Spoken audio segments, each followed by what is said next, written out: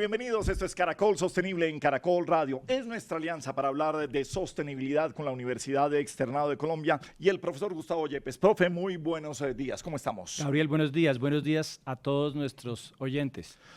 Pues tenemos una gran alerta en el país de fenómeno del Niño para el segundo semestre. Temperaturas disparadas ya en algunos sectores, unas temperaturas inusitadas también en San Andrés, Providencia, Santa Catalina. Esta ola de calor que está golpeando al país y que va a tener una repercusión grande en el segundo semestre, ¿cómo se va a manifestar? Pues hablaremos desde el IDEAM. ¿Cómo estamos preparados también? Estaremos hablando también con el director de gestión del riesgo. ODS número 13, Acción por el Clima. ODS número 3, Salud y Bienestar. ODS 15, Vida de ecosistemas terrestres, porque no es solamente que nos afecte y sintamos un poco de calor nosotros, sino todo lo que afecta lo que puede ser este fenómeno del Niño, profesor. Gabriel, le tengo unas cifras que son muy llamativas. Por ejemplo, Quibdó registró 34.4 grados centígrados, que es más o menos 3.3 grados centígrados por encima del promedio. E incluso fue más alto en Yopal, Puerto Carreño, generalmente en la región de la Orinoquía. Y parece, según ya nos explicarán nuestros expertos, que al finales del año ya hay un porcentaje muy alto, entre el 62 y el 82%, de que pueden presentarse el aumento de riesgos en sequías, incendios forestales y presión sobre el agua. Y cada uno de estos temas, como usted lo anotó, tiene que ver con los objetivos de desarrollo sostenible y con el modelo económico y político que tenemos en la actualidad y que tenemos que pensar cómo se relacionan. Bueno, pues Gisliana Echeverry es la directora del IDEAM, del Instituto de Hidrología, Meteorología y Estudios Ambientales. Gisliana, bienvenida a Caracol Sostenible, ¿cómo estás? Hola, muy bien, muchas gracias por la invitación. Bueno, Gisliana, estamos siendo conservadores con lo que puede pasar en el segundo semestre, en lo que estamos anunciando, puede ser peor. ¿Cómo ven este fenómeno del Niño en el país para el segundo semestre de este 2026? Bueno, la situación es muy compleja, no solamente por la llegada del fenómeno, sino por la situación en que este fenómeno va a encontrar el país.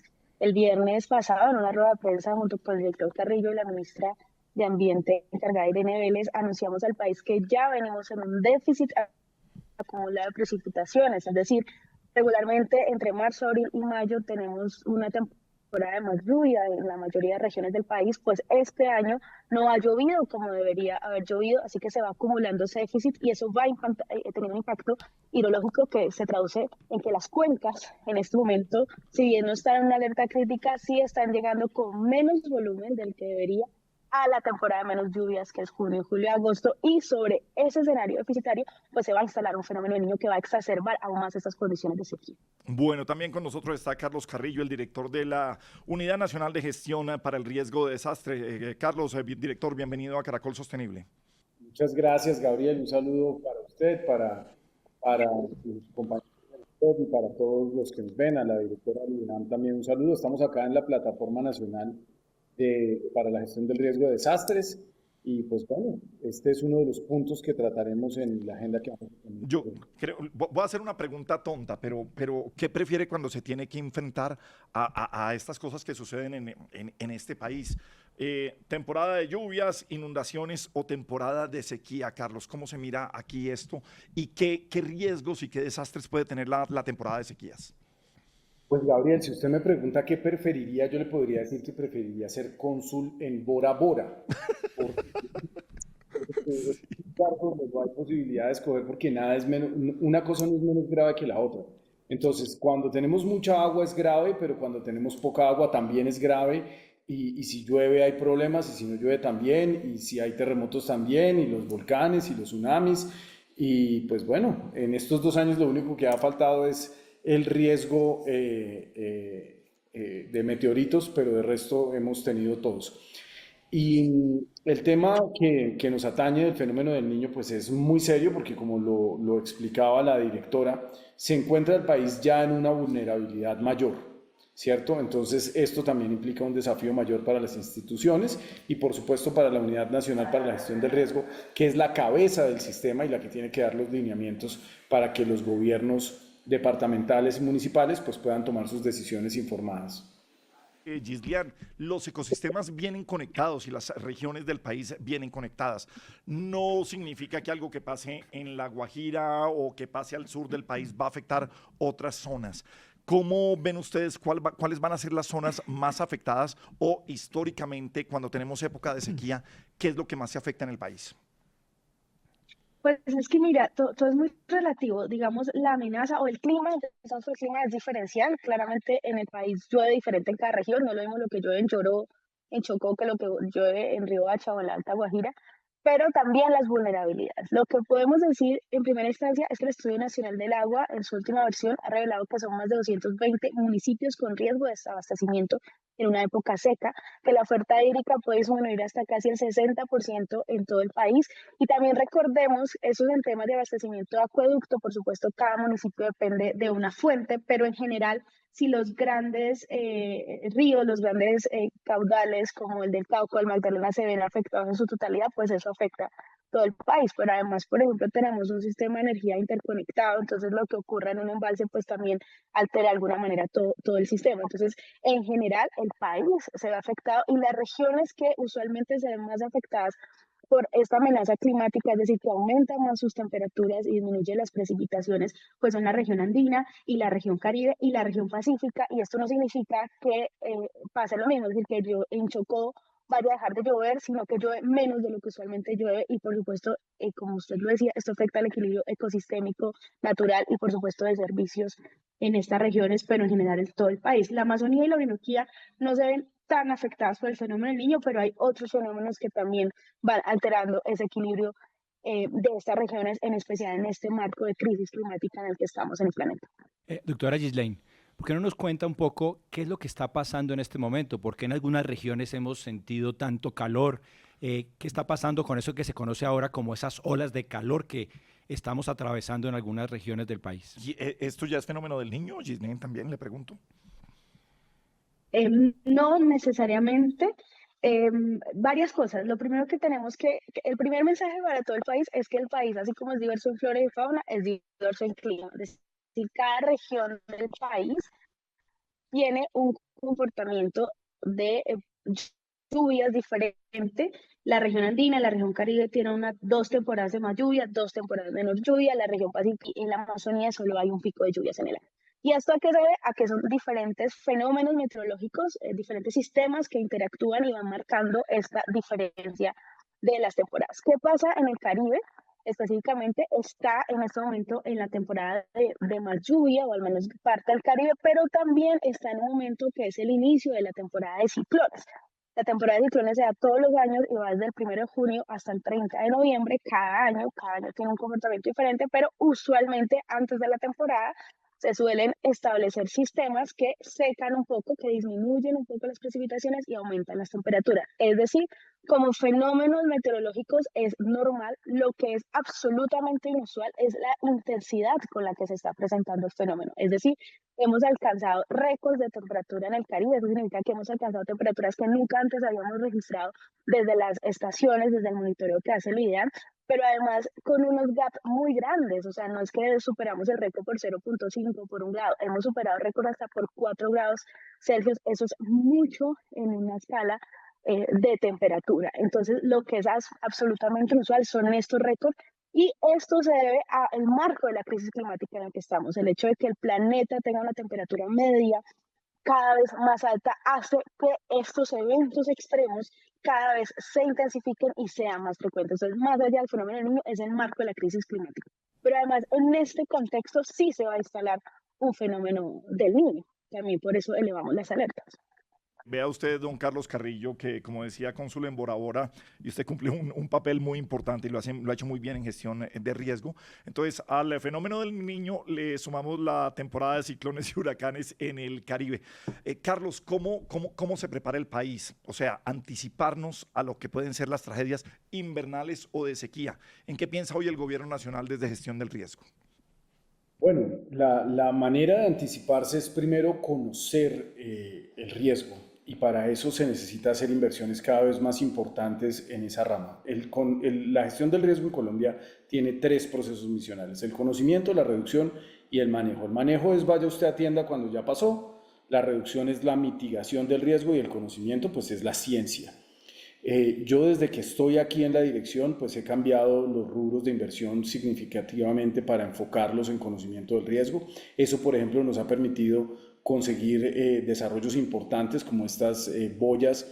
Nosotros ya contratamos una boya que se está construyendo en los Estados Unidos, que es una boya DART, que nos va a permitir a través de la DIMAR tener el conocimiento para poder dar las alertas de posibles eventuales tsunamis en el Pacífico colombiano en tiempo real. Eso es un avance significativo que nos permite prepararnos, pero también en el caso, por ejemplo, puntualmente de los incendios forestales, nosotros le dimos comienzo al programa Firehawk.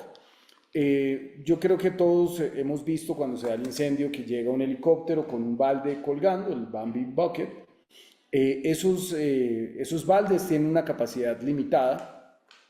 Nosotros hemos llevado al país a el programa Firehawk, que es el mismo tipo de helicópteros que utilizan los bomberos de California. Vamos a ser el primer país por fuera de los Estados Unidos que va a tener esas capacidades y esperamos que esos helicópteros les sean entregados al país en un mes y medio más o menos. Así que pues estas inversiones son parte de la preparación. Hemos invertido también en buques de apoyo logístico, uno por un valor superior a los 60.000 millones de pesos que se está construyendo en los astilleros de Cotecmar y otro de más de 500 toneladas de capacidad y con capacidad de llegar no solamente al territorio colombiano, al territorio insular, sino también a las Antillas, al Caribe, que esperamos se entregue antes de finalizar el gobierno del presidente Gustavo Petro. Entonces, pues este fortalecimiento de las capacidades es lo que hace la UNGRD, pero la gestión del riesgo es un asunto de todos. Y yo creo que es fundamental que se abran discusiones como esta que estamos dando aquí en la plataforma, donde se integren los actores regionales, los actores locales, comunitarios, las comunidades indígenas. Colombia es un país muy diverso, no solamente en términos ambientales, sino también en términos culturales. Así que tenemos que apropiarnos del tema, tenemos que invertir recursos y yo, pues Gabriel, usted sabe, yo soy político, yo no soy un científico, no soy una persona que esté dedicada hoy a la gestión del riesgo porque pues haya estudiado geología o este tipo de materias, no soy meteorólogo de la televisión. Yo estoy aquí porque soy político y porque estas decisiones son políticas y creo que hay que hacerle un llamado a todos los sectores a que entiendan algo, Gabriel, y es que esto es una amenaza latente para la subsistencia de la vida en el planeta Tierra. Lo que está pasando cuando la doctora Gislian habla de 4 grados y da unas cifras, yo creo que esas cifras no se pueden simplemente dejar pasar como, no sé, como el marcador de un partido. Esto es extremadamente grave. A lo que estamos asistiendo es a que podemos llegar a un colapso planetario. Aquí estamos jugando con fuego y eso ha sido por las malas decisiones que a lo largo del último siglo han tomado las grandes potencias en el mundo que han puesto la codicia por encima de la naturaleza. Doctor Carrillo, usted menciona algo que es muy importante, pero ¿cómo lo podemos aterrizar? Es decir, ¿qué efectos puede tener en nuestras ciudades? ¿Cómo podemos esperar o qué podemos esperar nosotros de cada uno de estos fenómenos en nuestras calles, en nuestras casas? ¿Nos va a afectar? ¿Va a afectar también a ciudades como Bogotá, pues que todos sabemos que hace mucho frío? Vea, piense, por ejemplo, en el aumento del nivel del mar. Colombia tiene 2 océanos. Colombia tiene algunas de sus ciudades más importantes y sus puertos, pues a orillas del océano, del mar Caribe, del océano Pacífico, en fin. Esto es una amenaza directa. Nosotros tenemos territorios insulares como San Andrés y Providencia, que pues básicamente empiezan a estar en riesgo de desaparecer. Las inversiones que se tienen que hacer en proyectos de inversión de protección costera, pues empiezan a superar las capacidades de cualquier estado. El aumento de la temperatura, la acidificación de los océanos, en fin, son cuestiones que la gente no ve en su cotidianidad, pero que pueden terminar poniendo en riesgo la producción de alimentos, el abastecimiento de agua. Lo que vivimos en Bogotá hace 2 años fue extremadamente grave. Bogotá es una ciudad que cuenta con un sistema pues, que parecía infalible como era el de Chingaza, y resulta que nos quedamos sin agua. y cuando los bogotanos pasaban ahí por la vía La Calera, pues estaba el embalse San Rafael absolutamente seco, algo que algunos probablemente nunca habíamos visto. Antes de volver con la directora del IDEAM, profesor, aterricemos un poco. Aquí en Caracol Sostenible, ¿esto está afectando qué ODS que también nombrábamos al principio del programa? Bueno, Gabriel, como lo decía el doctor Carrillo, yo veo que el primero que tiene que ver con el clima, pero eso comienza a afectar el resto, ¿no? Podemos estar hablando del ODS 15 de bosques, porque eso puede generar o sequías o inundaciones. Estamos hablando también del agua, como también lo mencionaba, que eso sería la afectación más grande que tendría una ciudad como Bogotá, no tanto que nos haga mucho calor, sino que comenzaría a escasear el agua. El tema del hambre comenzaría a volverse fundamental con el ODS número 2, porque comenzaríamos a tener problemas de abastecimiento, ya sea por el calor o por mucha agua. Los temas de la salud también. Ustedes saben que cuando se presentan este tipo de situaciones, se presentan catástrofes, calamidades que afectan la salud de las personas. Entonces, pero adicionalmente podríamos ir a otros temas que tienen que ver con otro tipo de ODS, no solamente los ambientales. Podríamos comenzar a hablar del séptimo de la energía, también los del 17 de las alianzas o el del 16 de paz, justicia e instituciones sólidas, porque este tipo de cambios que se están presentando en nuestro planeta y en nuestro territorio dependen de las instituciones y de cómo nos organizamos nosotros para no solamente enfrentarlo, sino cómo vamos a hacer para mitigarlo en el futuro y cómo vamos a hacer los cambios necesarios para poder enfrentar de una manera diferente esta nueva realidad que tenemos que vivir todos los seres humanos. Pero es que yo creo que usted toca el más importante, que tiene que ver directamente con la sequía, el hambre. Eso es fundamental y es todo lo que nos puede pasar.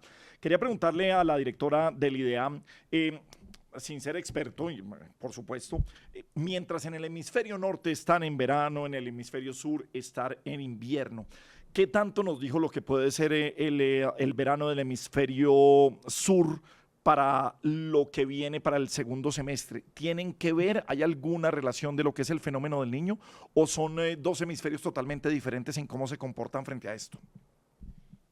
Sí, para resumir, el fenómeno del Niño afecta a todo el globo, absolutamente todo el globo. Aunque sea en el Pacífico, muy cerca de Colombia, afecta absolutamente la dinámica atmosférica de todo el globo y las temperaturas. Entonces, deslocaliza las precipitaciones en lugares como Colombia, disminuyen, pero hay lugares, por ejemplo, como Ecuador, donde aumentan. Y lo que sí se está investigando y hay evidencia es que el fenómeno del Niño también está ayudando al aumento de la media global. ¿Qué significa un aumento de temperaturas? Que las estaciones, ya sea en el norte o en el sur, van a ser seguramente con más episodios extremos, es decir, con temperaturas más fuertes, ya sea en el verano o en el invierno, temperaturas mucho más altas o mucho más bajas. A eso lleva en general la crisis climática. Entonces, sí, afecta a todo el globo, afecta a los dos hemisferios de manera diferencial, pero al final lo que está pasando es que la temperatura media del planeta está aumentando y lo que se cree es que el fenómeno del Niño está ayudando a ese aumento del planeta. Recordemos que el año 2024, que fue el último fenómeno del Niño que tuvimos, fue un año que cerró con 1.54 grados Celsius en Italia. Y como para dar un contexto a los oyentes, el Acuerdo de París que firmamos hace 30 años decía que no debíamos aumentar la temperatura media o la anomalía por encima de 1.5. O sea, 1.5 es algo muy grave para el equilibrio de todo el planeta. Y en 2024 superamos este umbral durante un año de Niño. Doctor Carrillo, la doctora Ghislaine está mencionando pues, una realidad que ya no podemos ocultar y que de alguna manera nos dice que estemos enfrentando unas situaciones cada vez más extremas. ¿Qué está haciendo Colombia y qué debemos hacer, digamos, para que todo el público lo entienda de una manera clara de qué es lo necesario para enfrentar esta nueva realidad? Yo creo que lo primero es admitirla, porque sigue habiendo gente que insiste, a pesar de la evidencia, es que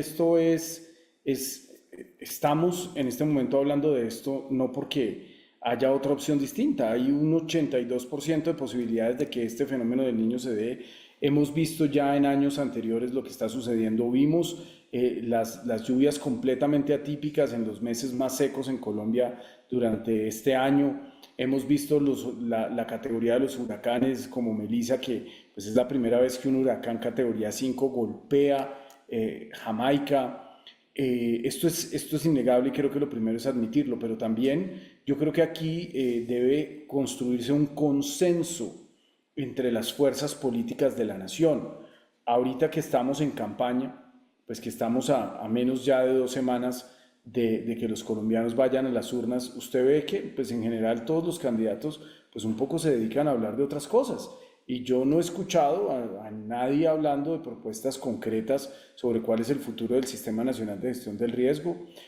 Usted ve que los opositores del gobierno pues a lo que se dedican es a insultar al presidente y atacar y a hablar de Olmedo y no sé qué y patatín, patatán, pero ninguno dice qué va a hacer.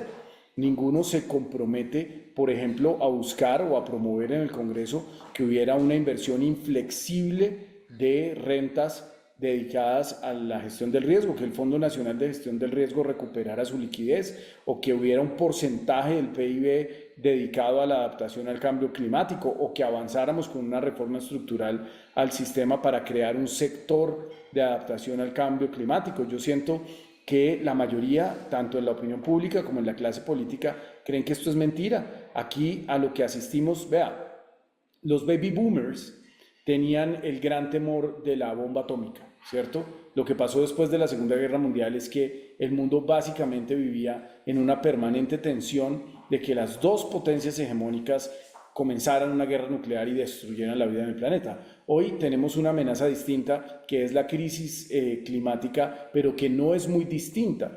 El efecto que podría tener la aceleración de esta crisis es de naturaleza, pues de un matiz casi que apocalíptico, como lo podría ser un enfrentamiento nuclear. Y entonces, así como se sentaron las grandes potencias a decir, bueno señores, aquí tenemos que bajarle 2 rayitas al apetito nuclear porque nos vamos a extinguir, pues hoy también esas grandes naciones deben sentarse a tomar esas decisiones. Pero vea lo que pasa, por ejemplo, en las COP. En las COP llegamos los países pequeños o medianos o las potencias intermedias, no sé qué, y se sientan ahí a hablar y es muy chévere todo y bueno, y usted la pasa muy bien y conoce gente y después los países que realmente son los que toman las decisiones, como pasa en las Naciones Unidas, que hay 5 que tienen derecho a veto, pues los países que conducen el desarrollo de la nación no llegan a acuerdos concretos mientras el problema sigue avanzando. Pero venga, director Carrillo, por ejemplo, yo siempre defiendo en este programa que esto no se trata de solamente políticas públicas o solamente de que las grandes multinacionales y quedarnos en el problema en otro nivel. Yo siempre llevo a que sea el ciudadano de a pie, el ciudadano del mundo, el que esté aquí. Creo que estamos en mora también de recibir, y no sé si lo tengan planeado así desde gestión del riesgo, en que nos sigan informando, porque hoy recibimos informaciones de ahorro de agua y de energía. Pero sí vale la pena que tuviéramos un poco más de información en el día a día de cómo ayudar a mitigar ese riesgo, de qué tenemos que hacer, porque a veces no nos comportamos ni vamos de la mano de enfrentar un desastre porque no sabemos o no tenemos la información de qué tenemos que hacer. ¿Cómo ve, digamos, que frente a eso, pues la responsabilidad del colombiano común y corriente? Bueno, Gabriel, yo estoy de acuerdo con que la gestión del riesgo es un asunto de todos.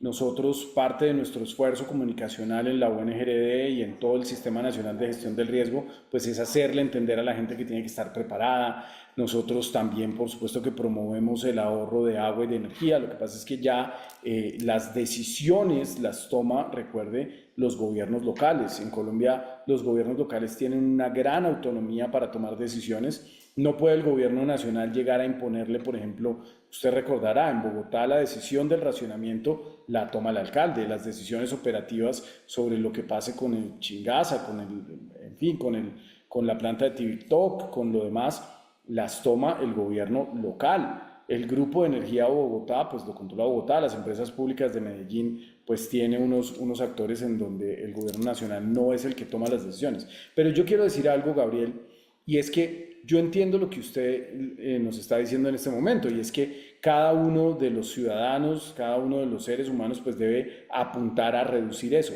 Pero lo que nos propone el sistema mismo en el capitalismo es todo lo opuesto. Es a consumir de manera infinita, es a tratar de llegar a ese estilo de vida imperial que tienen unas muy pocas naciones en el mundo y que básicamente es insostenible. Si los ya casi 8.000 millones de personas que están en el planeta vivieran como viven los megarricos, pues no habría forma de que el planeta existiera, colapsaríamos. Y el 50% de la contaminación la genera apenas un puñado de megarricos. Cuando una sola persona, para desplazarse, quema cientos y cientos y cientos de litros de combustible en un avión privado, pues ese es el día a día y además ese es el norte al que muchos quieren llegar. Hay un asunto de aspirar a que el camino correcto es a tener la hacienda más grande, la piscina más grande, ¿cierto? El consumo mayor, la camioneta más grande, y así siguen viviendo millones de personas en el mundo, y eso simplemente no es sostenible. Aquí tenemos que hacer un esfuerzo enorme por entender que la plenitud no necesariamente está en el consumo de bienes. Sí, el llamado que siempre hace el profesor Gustavo Yepes. Vamos cerrando nuestro programa, profe. Bueno, Lo pues, absurdo a la reflexión, Pues ¿por muy, dónde va? muy bien, Gabriel. Pues en este sentido, lo que menciona el doctor Carrillo, pues vamos a hablar que vivimos en ciudades. El 57% de la población mundial vive en ciudades.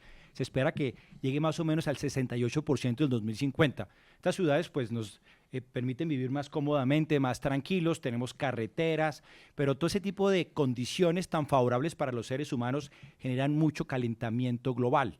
Adicionalmente, pues cuando hace tanto calor como lo que estamos sintiendo en este momento con las olas de calor, comenzamos a prender los aires acondicionados y, como usted decía hace un rato, los abanicos, ese tipo de cosas, comienza a generarse, digamos, una contradicción muy, muy importante. Y les voy a dar algunos datos para que nos la muestren, porque somos nosotros mismos, como individuos, los que generamos mayor calentamiento todavía.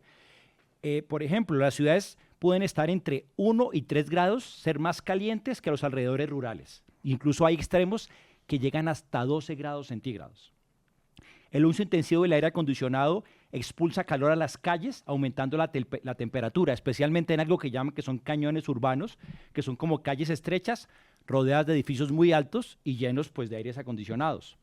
Según la UNEP, en ciudades con olas de calor, la demanda eléctrica por aire acondicionado puede crecer hasta en un 30% adicional, pues obviamente aumentando las presiones en las redes y obviamente aumentando también las emisiones de CO2.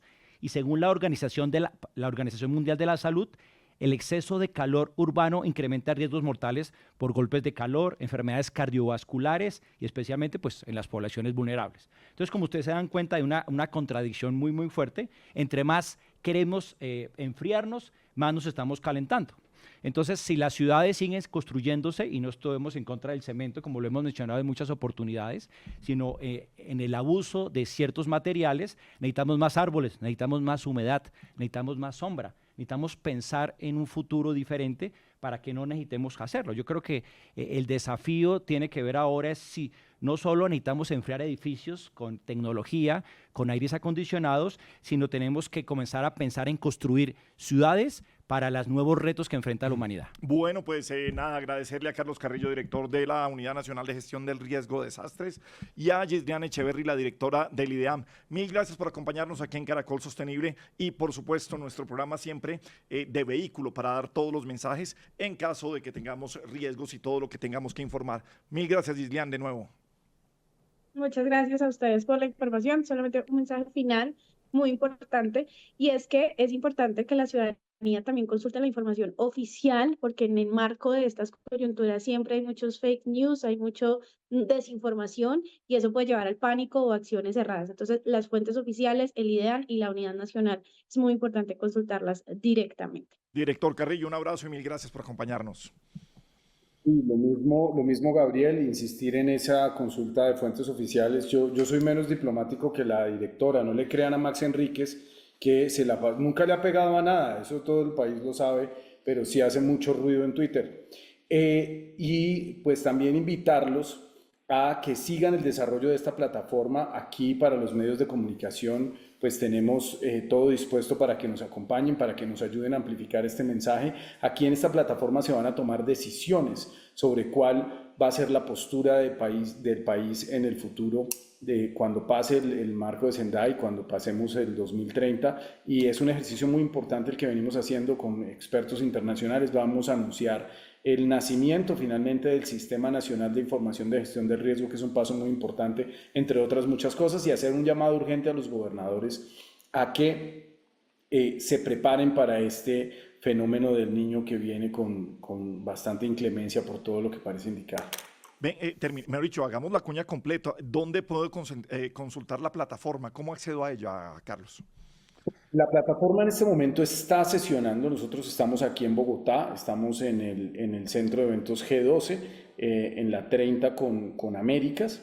Aquí estamos sosteniendo más de 70 eventos, tenemos 10 plenarias, tenemos a los coordinadores departamentales, a las capitales, tenemos la participación de la UNDRR, que es el organismo del riesgo de las Naciones Unidas, de la FAO, de Oxfam, de GIZ, una serie de actores internacionales muy importantes, JICA, que es la Agencia de Cooperación Japonesa del Japón, el PNUD, y bueno, pues aquí vamos a estar estos 3 días con 5 plenarias, 10 paralelas, tendremos laboratorios, bueno, es un ejercicio muy interesante, pero sobre todo la idea es que de aquí se construya un consenso, que se tomen decisiones y salga una declaración sobre cuál será la postura que Colombia va a llevar a estos organismos internacionales en temas de gestión del riesgo de aquí en adelante.